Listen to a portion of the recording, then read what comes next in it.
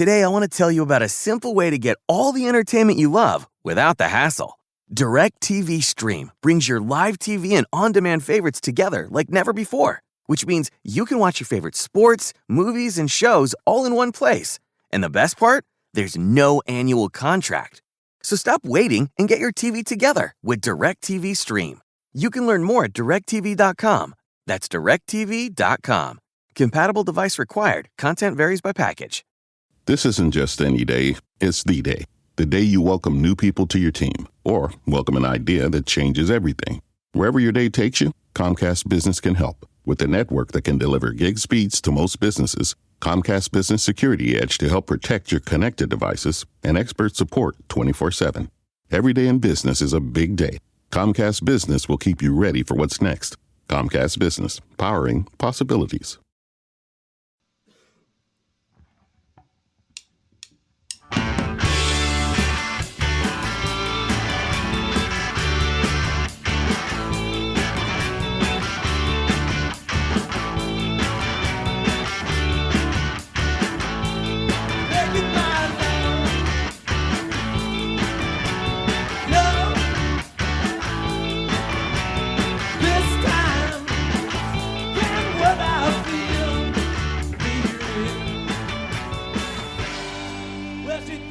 Hello, everybody. Welcome to the Buckeye Weekly Podcast. I am Tony Gerdeman here, as always, with Tom Orr. Tom, how's it going? Tony, we didn't get to watch as much college football this weekend as we did the previous weekend, but what I got to watch, there was some entertaining college football yesterday. That was a really good college football Saturday, which is, every time you come into a Saturday going there aren't that many good games. That's always when just all heck breaks loose. Yeah, and you can almost set your watch by it. And all heck did break loose for a number of outlets, a number of games, and we will get into much of it in this weekend recap of the biggest and the wackiest and the most predictable, I guess, when it comes to Texas and USC and all of that stuff. So, but first, we'll run down a few of the games. The obvious thing that we have to get out of the way right now. First, Oregon. 35-28 over Ohio State. If you want to hear us talk more about that, we did our instant reaction show right after the game. So if you want to hear us cover that one, there's about an hour's worth of a podcast for you there where we break it all down. What needs to happen on defense, changes that need to be made, who owns this, all of that good stuff, all of the stuff and there are plenty of questions from the viewers at that point. So maybe some of the stuff you were asking, they were asking, we were asking, and we talk about that. So you can find all of that there. So that's that. But Tom, now let's talk about the best team in the Big Ten, Iowa, which they're 2-0. They won on the road at Iowa State 27-17. Iowa State was like a 4-point favorite, 4.5-point favorite. And I don't want to say I don't know how Iowa does it. They do it with their defense. They got another defensive score this week. They had at least two on their pick sixes last week. They're a suffocating team. I watched Tom.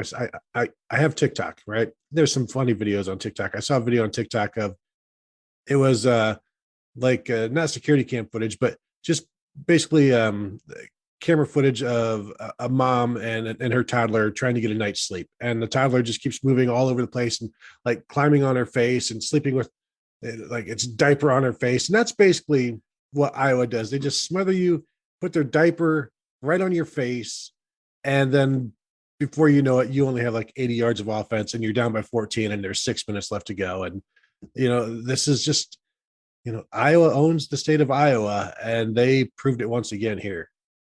That's 6 or 7 in a row for them over Iowa State. And I heard that stat earlier in the week, and I was shocked because it seems like Iowa State's been building and building and building, and Iowa has been largely unremarkable the last couple of years. And it's how has Iowa State not ever actually done the darn thing and beaten Iowa?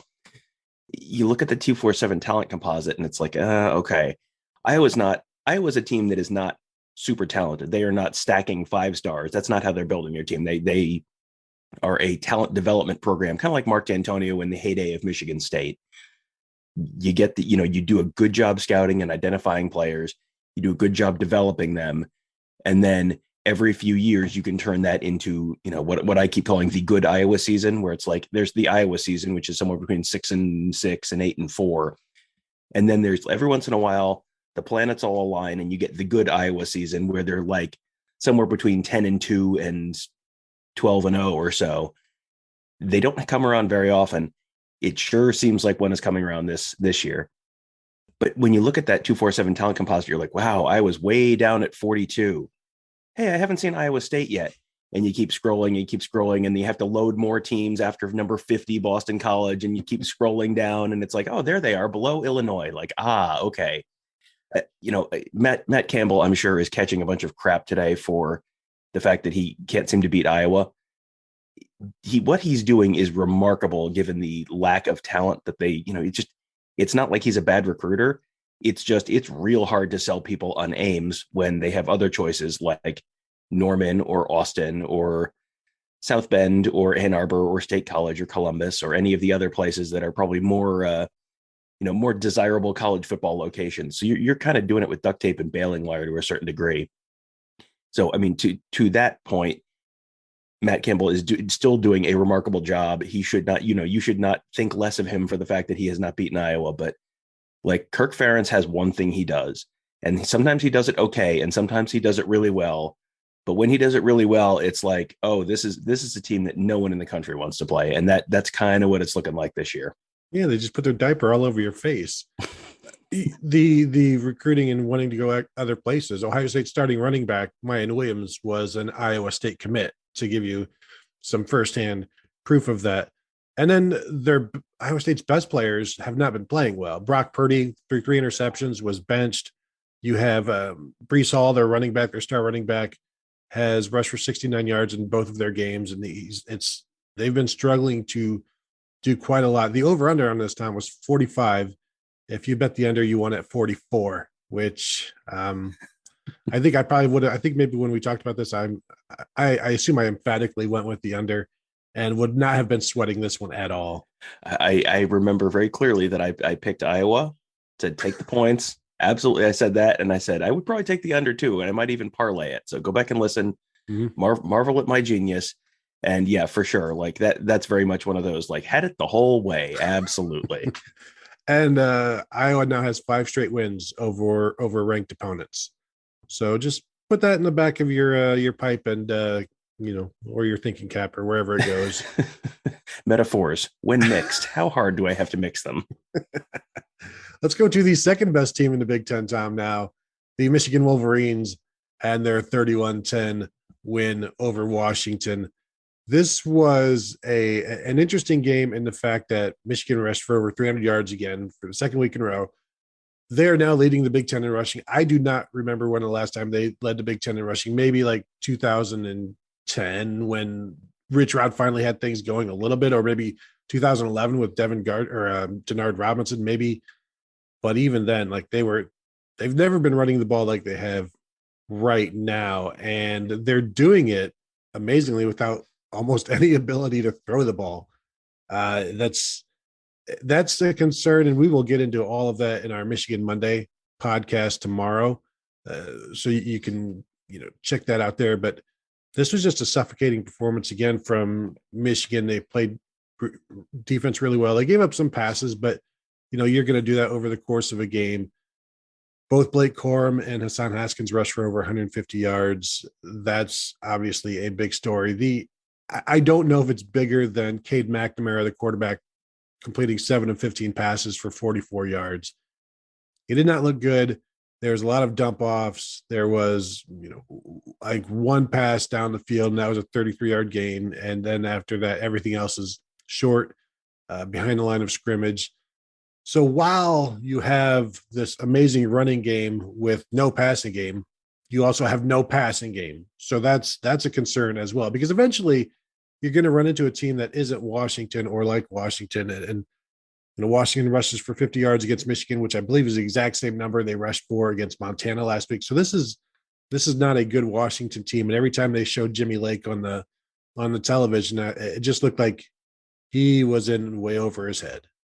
Yeah, I thought Jimmy Lake would be a nice, smooth transition because had been an assistant under Chris Peterson for quite a while, and they just sort of did the, baton pass thing like Urban Meyer did to Ryan Day. And I thought, I mean, this is a program that's going reasonably well. Chris Peterson had them in the Rose Bowl against Ohio State, a year before that, I think. It has just been like shockingly bad how that whole thing is going in Washington. They have had, you've had a bizarre amount of talent coming out of the state of Washington the last couple of years, and they're all going to Ohio State. Like you can't have that. You cannot have that if you're Washington. You don't have that many homegrown 5-stars. You've got to land them. Now, I mean, them going to Ohio State is better than them going to Oregon for Washington's perspective, but you are missing out on a lot of talent right now, and that's a big problem. And it just sometimes you just kind of look and go like, oh, this is a coordinator hire that's just not going to work. And you're sort of seeing that on offense with Washington, where it's just like, what do you? I mean, Ryan Day always talks about what do you hang your hat on? Like, well, what would you say you're hanging your hat on right now, Washington? Because your quarterback's not very good. You're not able to run the ball. I mean, you got to double digits this weekend. That was good. That was a real sign of progress. So great job there. But yeah, I think people came into the year thinking Washington was going to be a Pac-12 North contender, and it sure doesn't look like Washington's going to be able to be in the area code of Oregon right now. And Stanford had a big win we may get to a little later on. I mean, that is like a concerning thing for Washington, because it could be, you have seen Washington at the absolute apex of the sport in the Don James years, mm-hmm. and Neuheisel got him back to the Rose Bowl, and then Chris Peterson got him back to the Rose Bowl. But in between, like, it can get bad there. Like, it can, if it gets bad, it can get real bad. And you go through the Tyrone Willingham years and the Keith, what's his name after Don James? Like he hit bottom pretty hard. That's a program that if it goes, it can go pretty quick. And it kind of feels like, yeah, maybe it might be going right now. Yeah, it doesn't look good. Nothing about it looked good. Even when they threw for 293 yards, but the quarterback is running for his life, a lot of it because of Aiden Hutchinson. So, some concerns there. We'll see how they do in the Pac-10, Pac-12. I don't expect it will be good. Although, the Pac-12, if they get to play USC, maybe things will be okay there. Today, I want to tell you about a simple way to get all the entertainment you love without the hassle. DirecTV Stream brings your live TV and on-demand favorites together like never before, which means you can watch your favorite sports, movies, and shows all in one place. And the best part? There's no annual contract. So stop waiting and get your TV together with DirecTV Stream. You can learn more at directtv.com. That's directtv.com. Compatible device required. Content varies by package. In business, it's never just another day. Every day is the day. It could bring your biggest order yet or a new cyber threat. Whatever the day holds, with Comcast Business, you'll be prepared. With a network that can deliver gig speeds to most businesses, Comcast Business Security Edge to help protect your connected devices, and a dedicated team available 24/7. Every day in business is a big day. We'll keep you ready for what's next. Comcast Business, powering possibilities. Join the Washington football team at FedEx Field for our second home game of Kickoff Week 2021 as we take on the New York Giants in a Thursday Night Football NFC East matchup. Great seats are available starting at $45. Visit WashingtonFootball.com/tickets to purchase official team tickets. The season starts here. Tom, let's now move to possibly the best team in Ohio. Toledo loses to Notre Dame 32-29. Notre Dame scores in the final minutes of that game. They needed 18 points. Notre Dame did in the fourth quarter. Now, granted, Toledo scored 13 points in that same fourth quarter, but this was a pretty surprising thing. Notre Dame was down 16-10 or 16-14 at the half. Jack Cohen, I believe, was sacked 6 times in this game, threw a pick 6, fumbled, had a finger dislocated that had to be popped back in place. This was, I guess, when you take this, and we'll talk about Florida State later, when you combine this And you look back on last week's Florida State game with Notre Dame, and then you look what happened this week. And it's like, okay, maybe these aren't two really good teams that were playing last week. Maybe these are two pretty average teams that can be bitten by above average, lesser teams. And that's what you saw here. Notre Dame put up 453 total yards, but again, there was a pick six in there, and Toledo ran the ball pretty well. They had a guy go over 100 yards. This shouldn't happen, and it did. And coming into the season, I didn't expect much from Notre Dame's offense because of Jack Cohn. Having seen him at Wisconsin, he played pretty well in that first game. Still has those moments where you're like, okay, that's the Jack Cohn I know.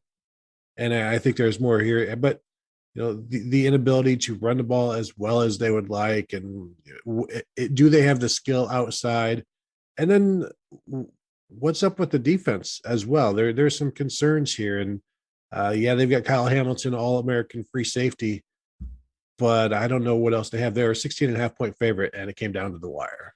Yeah, that was one that was happening right as we were getting ready to record our post-game instant reaction show. And it was like, well, let's let this one play out and see what happens before we go live, because that was not one I saw coming. The thing that was shocking to me was Toledo's numbers defensively. 11 tackles for loss, 6 sacks, 6 quarterback hurries, 2 forced fumbles. That's Toledo going against Notre Dame. And, Notre Dame, you think, well, I'm sure they have no skill talent, but they're always going to have a great offensive line. Like, well, that's how it's traditionally been. I'm not sure about the offensive line this year. And, that's also a little bit of a testament to, you can have inferior talent and scheme up a good defense. That is a thing you can do, which, if you were an Ohio State fan listening to this, there's some interesting context that you might want to consider there, considering the lack of production from Ohio State's defense recently. That's probably something we'll get a chance to talk about a whole bunch this week on later episodes of this podcast. But that's crazy production. And, you would always prefer to be 2-0 rather than 1-1 like Ohio State is right now. But that is not a Notre Dame team. Like, sometimes there's a Notre Dame team that's like, you can kind of see them kind of like scraping through the year and maybe squeaking into the playoffs. That in and of itself is enough that it's like, oh, okay, I don't think this is going to be one of those years. No, and we'll see how their schedule shakes out for them and whether teams live up to their billings or not. But they are flawed, and I think Brian Kelly knows it. So this is going to have to be his best coaching performance in a while. We'll see if it is. Mentioned Florida State. Let's talk about that game. Don't need to spend too much time on it, but the way they lost, I mean, we could spend a half hour on it. Jacksonville State, FCS team, comes in, beats them 20-17. Jacksonville State scores 13 points in the final quarter, and then also 6 points in the final 6 seconds on what some people are calling a Hail Mary, but it wasn't. It was just a deep pass down the sideline that was caught, and then you had a safety there, you had a corner there, and then it's like they were almost like, well, I'm sure he'll get it. No, I'm sure he'll get it. And then they both almost Keystone Cop it, and then the Jacksonville State receiver runs into the end zone for the game winner. And this was I thought, and maybe they still are, I thought Mike Norvell's the trajectory was good, but this was a reminder that it takes a while. And this is one of those that should never happen. Total yards for Florida State, 335. They were outgained 350 to 335. And they rushed for 202 yards, but I mean, you should. They can't throw the ball.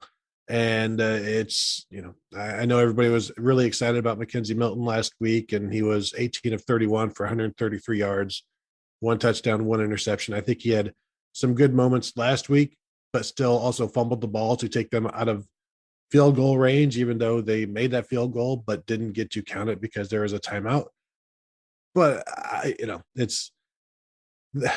want to say they're reeling right now, because I think this is who they are. So, Yeah, and this is a project for Mike Norvell. I mean, he came in and they have just it seems like basically since Jameis Winston left after the 2014 season, the quality of their offensive line play has just kind of gone down. And it's just, and then, they'll have skill talent, but it's like they don't have the time to get the ball to the skill talent because the offensive line has been so consistently terrible for so many years.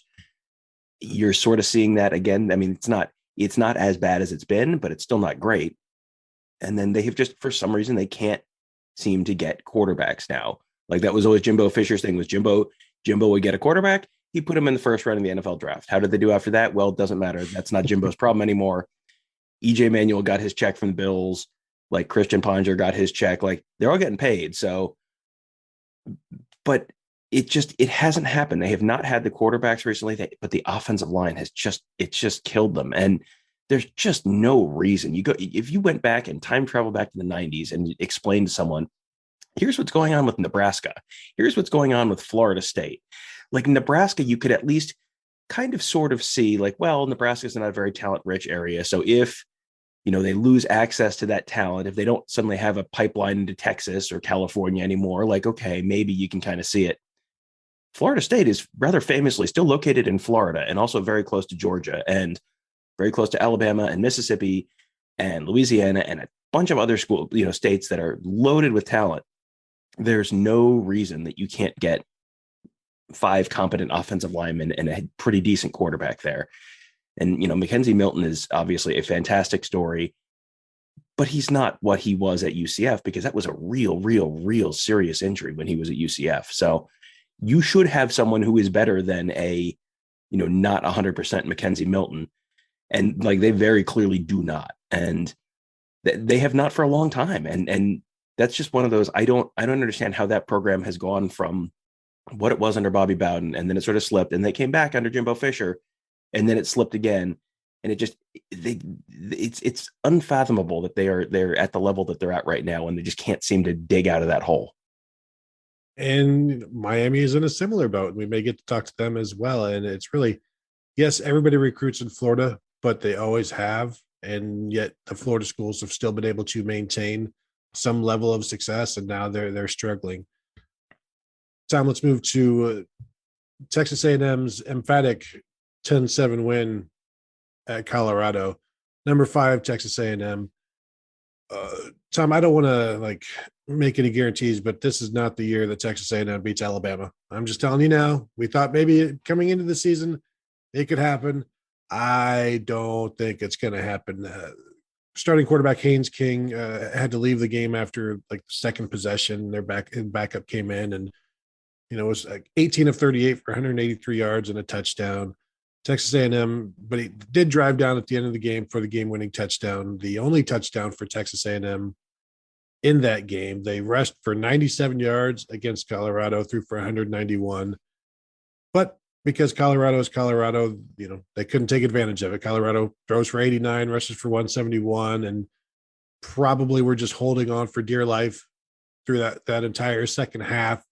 It's let's see whatever we can do and hope for the best. Colorado was a 17-point underdog. The over-under on that one was 50.5. So if without doing the math, did that go over or under? Well, let's see. You take the 10 and you take the 7. Nope, that's an under, just barely, only by about 33.5 points. So they could have had 4 more touchdowns in there, and they still would have been okay. That's a bad win, but it'll be forgotten. I do wonder if, not that we talk about ratings here in the rankings, that should drop somebody. When I say somebody, I mean Texas A&M. Colorado's unranked, so I think their ranking will be unaffected. But that's one where if Texas A&M is what you keep hearing that they are, you shouldn't have games like that, backup quarterback or not. I mean, 18 for 38 with your backup quarterback is that's not great. That's obviously going to hold you back a little bit. They had a play earlier in the game where it looked like they had scored the go-ahead touchdown, but the quarterback, I think, had fumbled right before he got to the goal line. So they turned it over there. So it was, they could have been up 10-7 earlier and won 17-7. I don't think that materially changes the point I'm about to make, however, which is if you are the big bad SEC team that you're going to be getting gassed up as all year long on all these college football playoff shows, you shouldn't have games like that. They had a game like that. Remember the opening game against Vanderbilt last year where it was I think it was like two prime numbers. It was 13-5 or something. It was a bizarre set, maybe 17-6. One of these, like, how on earth did you do this against a Vanderbilt team that's about to go winless and fire its coach? And it was home and it was week 1. Like, you should have talent along the lines that allows you to just completely control the game. And it like hasn't happened. And, so they'll bounce back. And here's the overall lesson of week 2. Win the game, and then it doesn't matter, because if you win the game, even if you win the game by 1 point, by the time you get to December, no one's talking about the Vanderbilt game. They're all talking about how, well, look, they've only lost 1 game and it's to this team. And as long as there's W on the schedule, that's all anyone's really paying attention to later in the season, unless they're really starting to nitpick you, especially early season games. So you got to win the game. They won the game, but yeah, I'm with you. I don't know how serious that leg injury was for the starting quarterback Haynes. If he's out long term, like, yeah, that's a concern. Who do they have coming up on their schedule? Texas A&M, because you're gonna have some non-conference games at the start where, okay, you can kind of skate by on just pure talent. But, you are going to have, you are not in the SEC East. You are going to actually have to play a couple decent teams during the course of the year. So when do they play their first decent team this year? Well, they have New Mexico next week. Then they're at Arkansas. And we saw what Arkansas did. They could get a little spicy. That could be definitely a loss. You don't have to be good right now to beat Texas A&M at home. Like, Arkansas is good enough, I think, to beat Texas A&M if they're as good as we saw against Texas. And not that you have to be that good to beat Texas, apparently. But then after that, it's Mississippi State, then Alabama, October 9th, which, at least it's at home. But I don't know if it's really going to matter on that one. So we shall see. You might have noticed a change in your neighborhood lately. Yep, Sprint stores are now T-Mobile stores. Now that Sprint is T-Mobile, you get more coverage, value, and benefits than ever before. We've invested billions to bring our 5G from big cities to small towns across America. And great coverage is just the start. From high-speed mobile hotspot data to weekly deals and giveaways, our customers get tons of great benefits. Head to your new T-Mobile store to learn more. Qualifying service and capable device required. Coverage not available in some areas. Some uses may require certain plan or features. See T-Mobile.com. You might have noticed a change in your neighborhood lately. Yep, Sprint stores are now T-Mobile stores. Now that Sprint is T-Mobile, you get more coverage, value, and benefits than ever before. We've invested billions to bring our 5G from big cities to small towns across America. And great coverage is just the start. From high-speed mobile hotspot data to weekly deals and giveaways, our customers get tons of great benefits. Head to your new T-Mobile store to learn more. Qualifying service and capable device required. Coverage not available in some areas. Some uses may require certain plan or features. See T-Mobile.com. Vax Stats. It's time for Vax Stats. If you're young and healthy, you are more likely to crash your car than have a serious side effect of the COVID-19 vaccine. So get vaxxed, y'all. Visit vaccinate.virginia.gov. Tom, let us move to the Clay Helton annual. Well, I can't call it annual because it happens a couple times a year.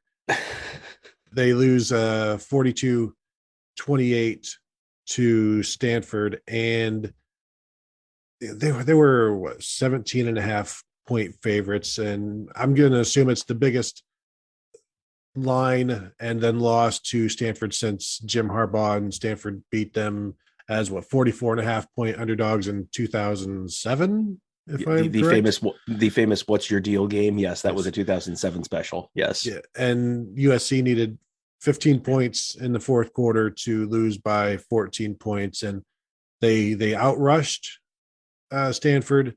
They Stanford outpassed them by 11 yards. Whatever.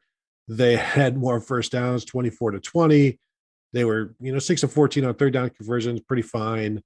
They outgained them, as I said, but they had 109 yards penalty. It's just they things were favored for USC in terms of stats and stuff like that, and yet they still just get completely outplayed. And it happens, like I said, at least once a year where it's like, well, this shouldn't happen, but we expect it because it's Clay Helton. You never know when it's going to happen. You just know that it's going to happen. Stanford was bad last week, and they came in to USC and just manhandled them. And it's, I want how much longer can USC put up with this? Yeah, it's just one conference loss, but I don't think it's going to be the last one. And then it's probably beyond time to go to a new coach. But then again, Clay Helton will probably they'll win like their last 4 and be like 8-4 on the season and regular season and be like, see, I mean, things are trending up. The problem with Clay Helton at this point is, for one thing, I think he's kept his job largely because they've had a bunch of other crap going on there, all the varsity blues stuff. And they've had I think they had some stuff with the university president and the medical school. And I mean, like, they've had a bunch of other crap that they're sort of dealing with. So that kind of gets pushed off the side a little bit. And so he's just been on the hot seat for like 4 years now, it feels like. And that hurts you in recruiting, which means now you've had like 4 classes in a row where you're not getting quite the talent you should be getting at USC. And that adds up. And now, week 1, they had a good win over San Jose State. It was like 30-7. And that was one of those games where I remember saying on one of these shows, like, that's a game where typically USC comes in and sort of farts around, and it's like a 6-point game in the fourth quarter. And you're wondering, how can this team with all this talent be in this dogfight with San Jose State? And they didn't do that. And it was like, okay, maybe they've got their quarterback. They've figured it out. Clay Helton has this thing humming now. And then you come out and just lay an absolute egg the next week against a team that just got drubbed by Kansas State in week 1. Like, this is not vintage Stanford. This is not fantastic man ball Stanford that is going to give everyone nightmares. This is not a good team. And they just come in and just embarrass you at home. For probably the 17th time in the last 4 years, I'm going to say the words out loud. This has to be it for Clay Helton, right? Like, it has to be. I can't imagine they're going to keep tolerating it, because at this point, like, even when you see something good, you just saw something good and encouraging last week, and then it immediately gets followed up with that kind of thud. You can't trust the good news anymore. That like, okay, well, this is clearly a sign that things are turning around. Because it's just, it's been like up and down and up and down and up and down. And, it's catching up with him recruiting. It's catching up with him on the field. You're losing ground to like everyone. You're losing tons of recruits out of Southern California. And that program is too good. The brand is too strong. You can't, this is like Texas. You can't just have a series of coaches just kind of going 6-6, 7-5 over and over again. The program spends too much money. There's too much access to talent. There's no excuse for doing what they're doing. And it just is year after year after year of that. And I feel like this has to be it. You mentioned Texas. So let's move to Texas. They lost 40-21 at Arkansas. Texas, a 6-point favorite in that one. And they were just manhandled. It was 16-0 at the half, but it could have been 40-0 in terms of how it felt. Arkansas rushes for 333 yards in the game, and just they were bullies all game long. And that's not with Darren McFadden and Felix Jones running the ball for Arkansas. That's just, with their current roster. And nobody went over 75 yards. They had five guys over 44 yards rushing in that one. So it didn't matter who carried the ball. They were getting yards. They led 33-7 in the third quarter, late in the third, and just did whatever they wanted to do. And what they wanted to do was run the ball and just smash Texas, an old Southwest Conference foe. And we thought, we being the college football universe, Texas, who'd they beat last week? It was a decent situation, right? What was that? Yes, they beat someone week 1, and now my mind is completely I know, blank. Right? Like, yeah, that's what happens. But it was enough to think, okay, well, maybe there's something here. I mean, they are ranked 15th after all, but then to just get demolished like this, they'll be unranked. Arkansas, by benefit of being an SEC West team, will probably jump up to at least 15th because, hey, they just beat the heck out of the number 15 team in the nation, so they better be up there. And the higher they get, the more times they can lose while still staying in the top 25 for the committee's sake. And really just a poor performance overall by Texas. I believe they benched Hudson Card. At one point. Bijan Robinson, 19 carries, 69 yards, along with 20, which means 18 carries for 49 yards. Other than that, really no push, and just it wasn't just the offensive line for Arkansas that was dominating that game. It was the defensive line for Arkansas as well. 249 yards of total offense for Texas. I don't want to say it's an embarrassment because that's disrespectful to Arkansas, who is clearly the better team. Well, and week one, Texas beat Louisiana, like the Raging Cajuns. That's who it was. And I mean, and it was like, that was a game that I thought, Louisiana might be able to give them some trouble. And then they just kind of kept Louisiana at arm's length the whole game. And it was like, all right, well, maybe Sark has this figured out. And then it's like, oh, nope, sorry. Turns out it's still Texas. So it means you're still not developing offensive linemen. You're still not developing defensive linemen, because this is what you do. You can't win anything in the trenches. So, you spend all this money. You have all this talent in the state, and you can't ever seem to convert it into anything real. And I mean, you can get people to give you an hour and a half on the cultural issues and what the actual issues are at Texas and why this why this keeps happening. And again, this is game 2 for Sark. So you're not, no one's writing off Sark right now. You got to give him time. But, if this was a little like Mike Leach last year with week 1 against LSU, it was like, oh, wow, he's completely changed his program. And then week 2 is like, oh, wow, he has not, in fact, completely changed his program, at least yet. So, yeah, the thing that was stunning to me was, you have the talent at Texas. Arkansas was a bad team. I mean, Chad Morris, drove that plane straight into the side of a mountain he was only there for, I think, 2 years, but it was like that team just fell apart under Chad Morris.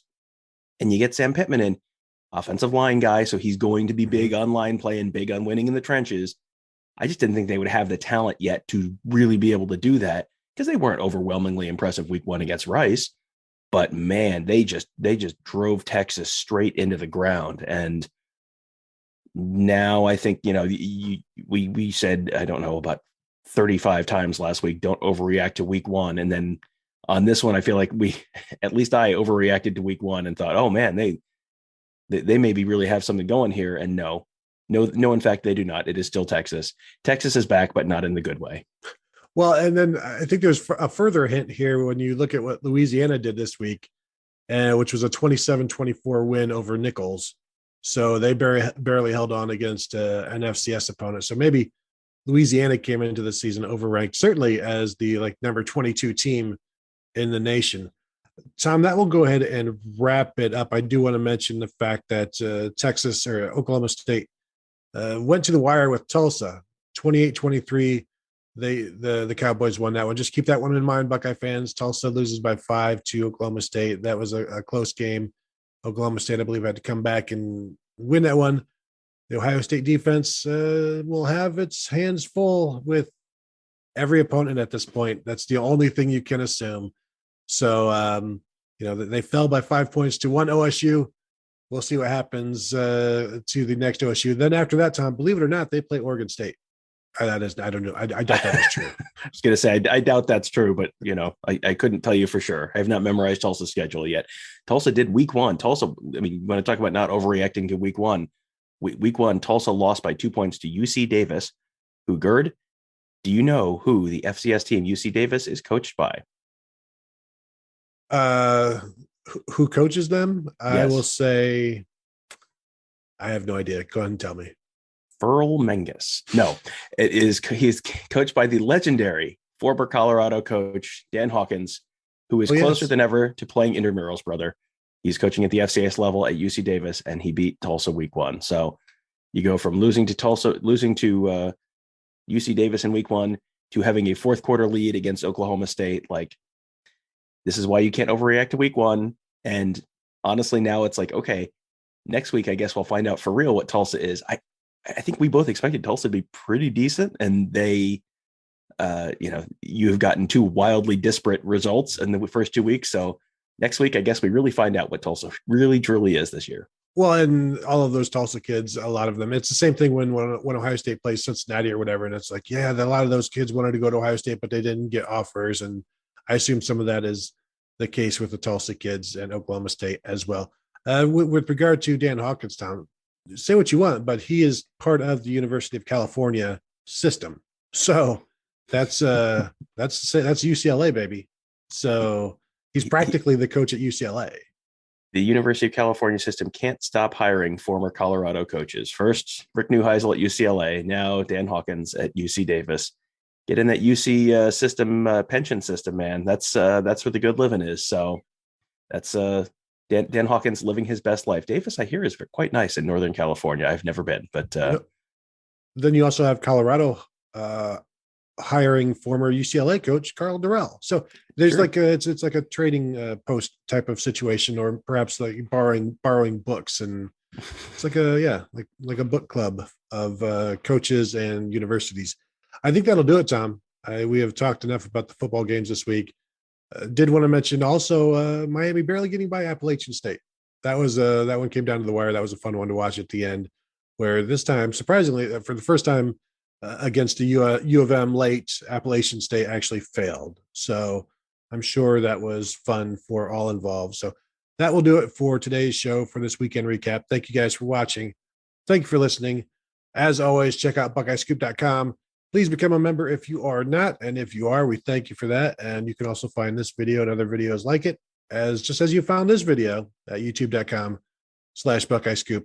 And also go ahead and subscribe there and be notified when we drop all kinds of videos for your perusal. Thank you all, and we will talk to you later. If you want to take your vehicle's performance to new heights, you got to give it peak. Like our original equipment technology, antifreeze, and coolant.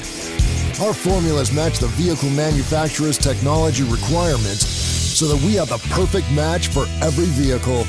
That's one reason why Peak is among the fastest growing brands of coolant in America. We work harder to earn the trust of people like you every day. That's Peak Performance.